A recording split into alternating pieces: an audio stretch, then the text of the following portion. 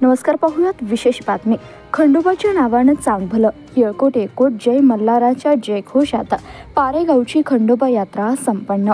सांगोला तालुक्यातील पारे ही पुण्यनगरी निसर्गाच्या सानिध्यात वसलेली असून या ठिकाणी विविध संतांच्या पदस्पर्शाने पावन झालेली भूमी म्हणून प्रसिद्ध आहे। या ठिकाणी विविध सामाजिक व धार्मिक कार्यक्रम सर्व जाती धर्माचे लोक एकत्र येऊन साजरा करीत असतात। याच पार्श्वभूमीवर खंडोबाच्या नावानं चांगभलं, येळकोट येळकोट जय मल्हारच्या गजर करीत पारे गावात आराध्य दैवत खंडोबा देवाचा भव्य दिव्य यात्रा महोत्सव आयोजित करण्यात आला होता।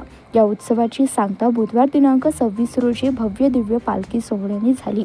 पारेगावच्या जनतेचे श्रद्धास्थान असणाऱ्या श्री खंडोबा देवाची यात्रा शुक्रवार दिनांक 21 नोव्हेंबर रोजी घटस्थापनेने करण्यात आली। तसेच विविध धार्मिक विधीचे आयोजनही करण्यात आले होते। दुसऱ्या दिवशी शनिवारी रात्री 8 वाजता शिवमल्हार वाघ्यामुरळी पार्टी यांनी प्रबोधनवर जागरण गोंधळाचा कार्यक्रम आयोजित केला होता। तिसऱ्या दिवशी रविवार रात्री 8 वाजता जय मल्हार मार्कंड वाघ्यामुरळी पार्टी सांगोला यांच्या कार्यक्रमामुळे पारे परिसर अक्षरशः भक्तिमय झाले होते।